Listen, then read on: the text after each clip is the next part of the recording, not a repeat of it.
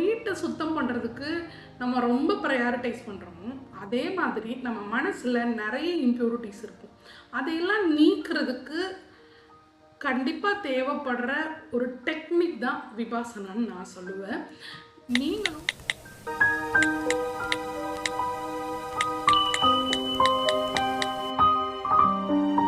எல்லாருக்கும் வணக்கம். நான் வாசுகி சங்கர்.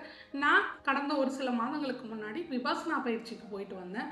அப்போது எனக்கு கிடைச்ச ஒரு சில புரிதல்களை உங்ககிட்ட பகிர்ந்துக்கலான்னு நினைக்கிறேன்.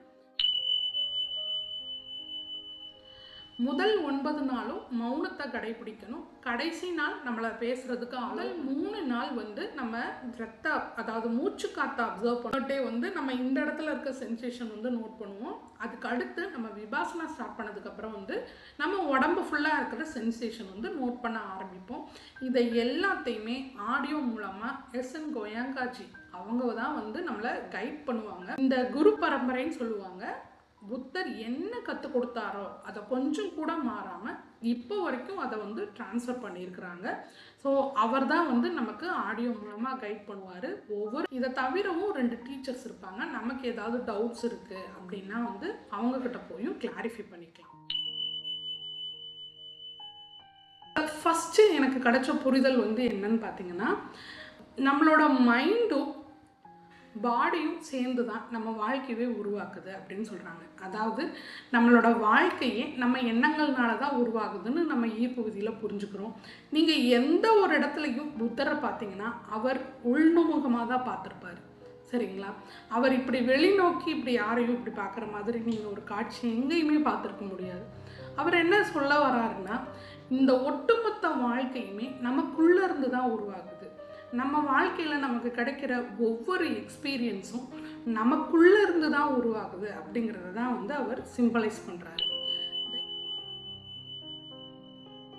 நெக்ஸ்ட் என்னன்னு பார்த்தீங்கன்னா, பிகம் அன் அப்சர்வர். அதாவது நான் சொன்ன மாதிரி நம்ம அதில் மூச்சு காற்றை அப்சர்வ் பண்ணுவோம். தென் உடம்புல இருக்க சென்சேஷன்ஸை அப்சர்வ் பண்ணுவோம். சரிங்களா? அப்போது எதுக்குமே ரியாக்ட் பண்ணக்கூடாது. இது ஸ்டார்டிங்கில் ரொம்ப கஷ்டமாக இருந்தது. நம்ம உடம்புல ஒவ்வொரு செகண்டும் சென்சேஷன் இருந்துக்கிட்டே தான் இருக்கும். அது ரொம்ப சின்னதாக இருக்கும், இல்லை சம்டைம்ஸ் ஒரு பெயின்ஃபுல்லாக இருக்கும். ஆனால் சென்சேஷன் எப்பயுமே இருந்துக்கிட்டே தான் இருக்கும். நம்ம ரொம்ப மைனராக இருக்க சென்சேஷன்லாம் நம்ம உணர்ந்திருக்கவே மாட்டோம். பட் அந்த செகண்டே முடிஞ்சதுக்கப்புறம் இந்த மூக்கு கிட்டக்க அப்சர்வ் பண்ண சொல்லுவாங்க. அப்போ பார்த்தோம்னா கண்டிப்பாக நமக்கு நிறைய இடத்துல அந்த சென்சேஷன் இருக்கிறது அந்த இடம் தாண்டியும் உடம்பு ஃபுல்லாக நிறைய இடத்துல சென்சேஷன் இருக்கிறத நம்மளால் ஃபீல் பண்ண முடியும். ஆனால் அப்போது எல்லாத்துக்கும் நம்ம ரியாக்ட் பண்ணாமல் இருக்கணும். அப்போது நம்ம வாழ்க்கையில் நம்ம அப்சர்வராக மாறிட்டோம்னா தேர் இஸ் நோ சஃபரிங். சரிங்களா? என்ன நடந்தாலும் நான் அதை வேடிக்கை மட்டும்தான் பார்ப்பேன். எனக்கு வேறு ஒன்றும் இல்லை, நான் அதுக்கு ரியாக்ட் பண்ண மாட்டேன் அப்படின்ற ஸ்டேஜ்க்கு நம்ம வந்துட்டோம்னா நமக்கு சஃபரிங்கிற ஒரு விஷயமே இல்லாமல் போயிடும். அளவுக்கு அதிகமாக எந்த ஒரு விஷயத்துக்கும் ஆசைப்படவும் கூடாது. அளவுக்கு அதிகமாக எதையுமே வெறுக்கவும் கூடாது. அதான் என்ன சொல்கிறாங்கன்னா, கிரேவிங் அண்ட் அவர்ஷன். இப்போ ஃபார் எக்ஸாம்பிள் உங்களுக்கு உருளைக்கிழங்கு ரொம்ப பிடிக்கும்னு வச்சுக்கோங்களேன். எனக்கு உருளைக்கிழங்குனா ரொம்ப பிடிக்கும் அப்படின்னு சொல்லிட்டு நம்ம 3 வேளையும் டெய்லியும் உருளைக்கிழங்கு சாப்பிடக்கூடாது. சரிங்களா? அதே சமயத்தில் பாவக்காய் நமக்கு பிடிக்காமலே இருந்தாலும் பாவக்காய் ஒரு வேளையாவது எடுத்துக்கணும்.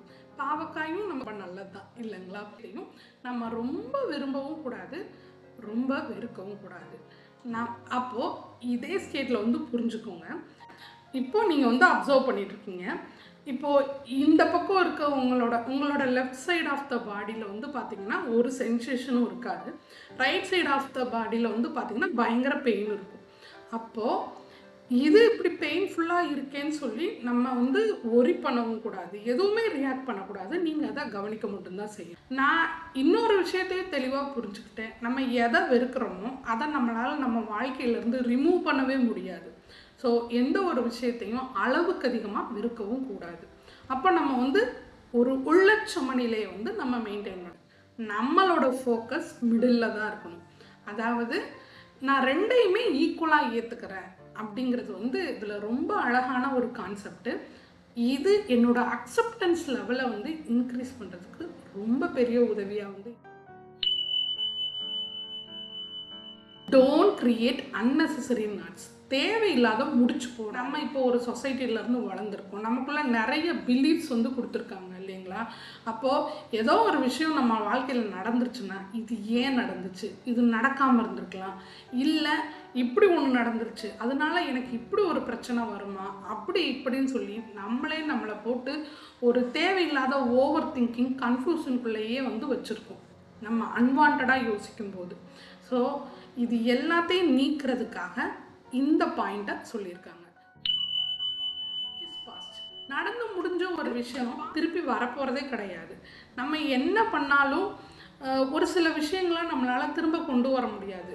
ஒரு 26/7/2016 எனக்கு திருப்பி வேணும் அப்படின்னு நான் நினச்சேன்னா அதை என்னால் திரும்ப கொண்டு வரவே முடியாது. சரிங்களா? ஸோ பாஸ்ட் இஸ் பாஸ்ட் அப்படிங்கிறத வந்து நம்ம புரிஞ்சுக்கிட்டு அக்செப்ட் பண்ணிக்கணும். நம்ம வாழ்க்கையில் ஒரு சில மனிதர்களாக இருக்கலாம், இல்லை நமக்கு கிடைச்ச வாய்ப்புகளாக இருக்கலாம், அதை நம்ம இழந்துட்டோம் அப்படின்னு சொல்லிட்டு நம்ம எங்கேயாவது இருந்துட்டோம்னா நம்ம லைஃப்பில் ப்ராக்ரஸ் ஆகி போகவே முடியாது.